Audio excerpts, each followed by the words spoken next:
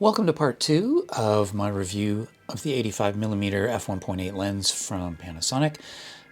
This video contains a bunch of clips that are unfiltered. A bunch weren't in the part 1 review.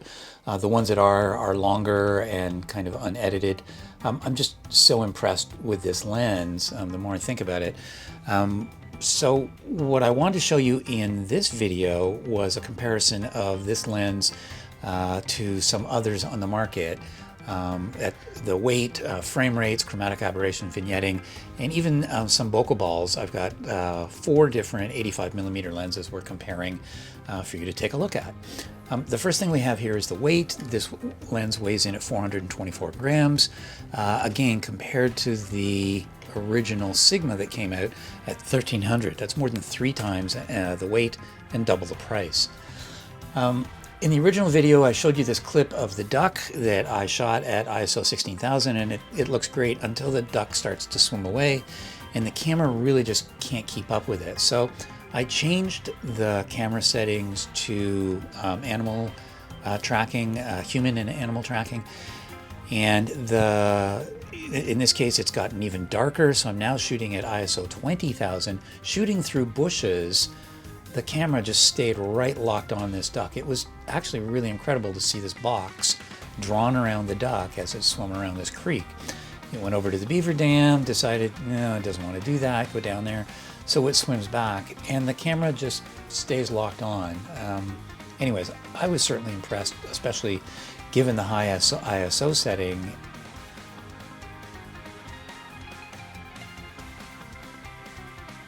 Let's look at some other tracking videos here. This is 4K, 10-bit, 24 frames a second. So this is the one that I would tend to use for my corporate work. And let's see how that works. Hopefully it's caught me at 30 frames a second. It really did a terrible job from right about here, but caught up elsewhere. And here I go. So, are you tracking me? Are you tracking me? Are you tracking me? You should be tracking me. All right, so down here. So again, about 40 feet. It's actually, 44 feet probably from about there. Don't know if it's got me, probably has.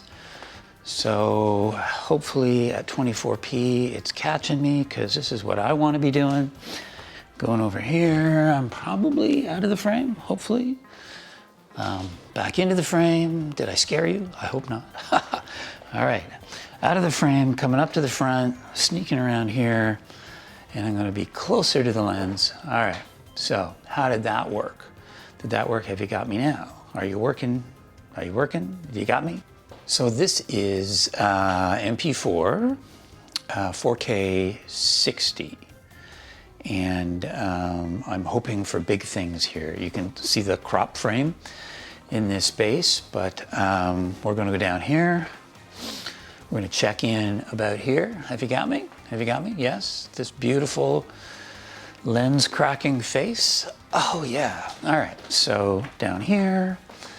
All right, coming over here. I am quite sure I'm out of the frame.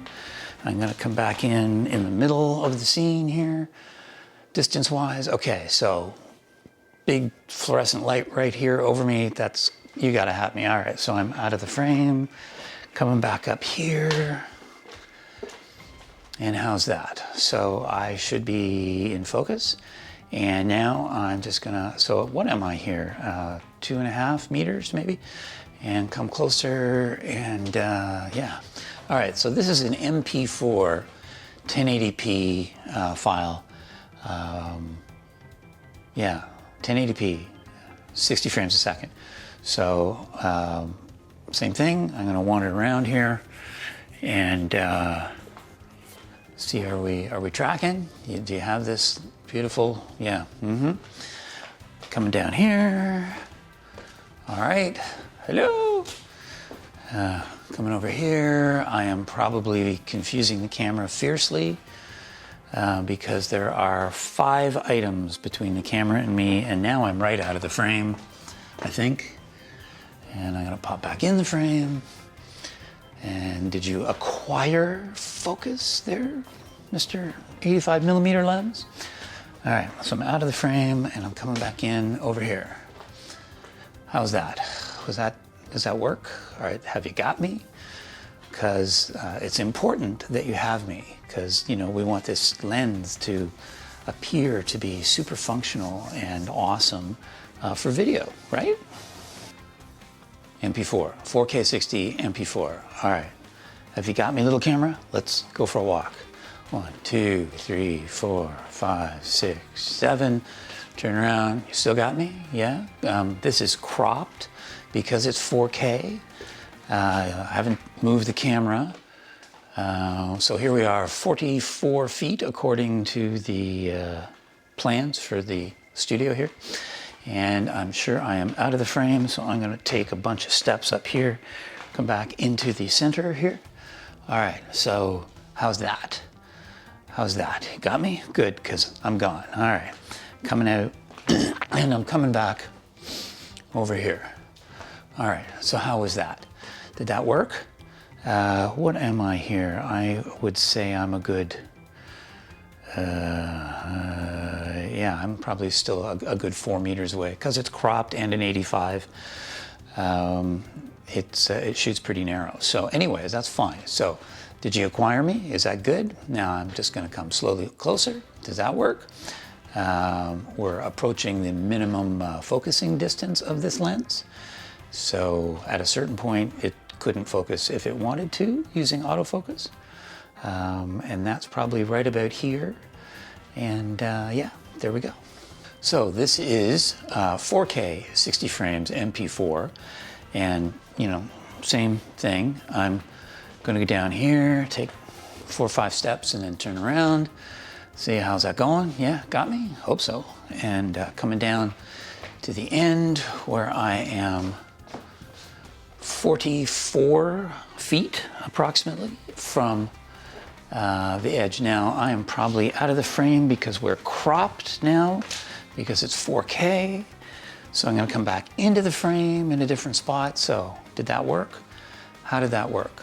This light is very bright, but there's only 3 of them in the whole room. So I'm out of the frame, I'm coming back, and I'm going to come in under this other light. And yeah, how's that work? So you got me?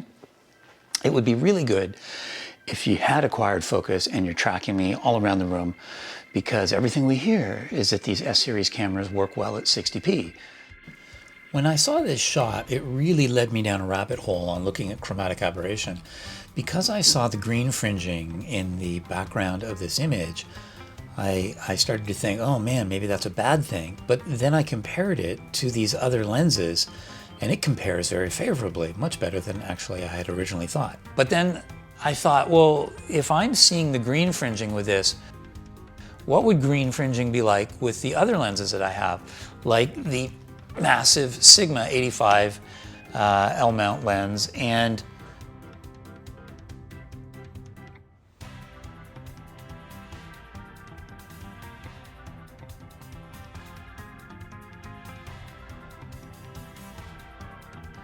the Canon f1.8 lens that I have the MC21 adapter on.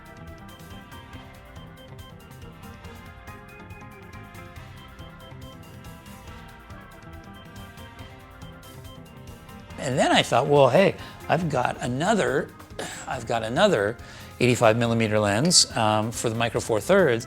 I've got the Nocticron that I use. So I did a test with all 4 of these lenses. I think the thing for me is that if you look at the price of these other 3 lenses, they're all at least double the price of this new Lumix lens.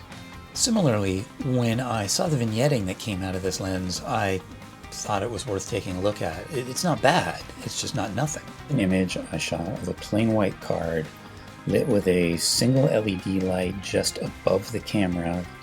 The plain white card is out in front, and so I'm shooting at f1.8, and you can see that things are darker in the corners. In fact, if you look at the number up here all the way on the right hand side, you see that this is coming in, 90, 100-ish, but in the center we're at a luminance of 145. So To get that equalized, what we want to do is positively vignette things by almost a stop and a half. So we're at 147, 150, so we're in the neighborhood. So we had to positively vignette things by almost a stop and a half. So let's go to another one here. Here's f2.8.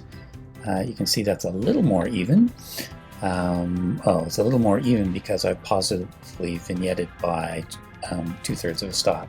So if I turn that off, you can see that in the center we've got 119, and out here we're at 80s and 90s.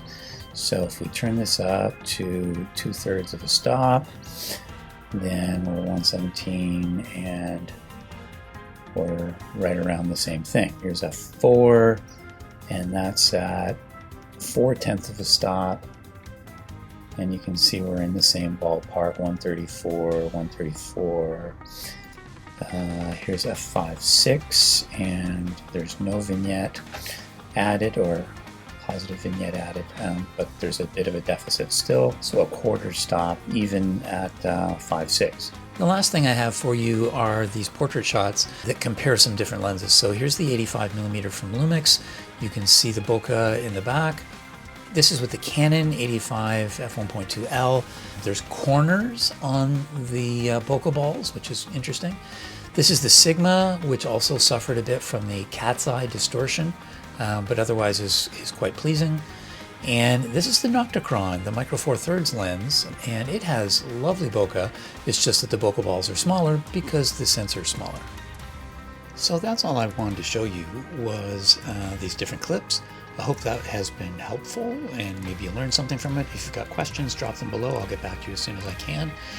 Otherwise, if this was of value, give us a thumbs up. If you want to subscribe, you'll see the next thing I do, and away we go. Thanks very much. See you next time.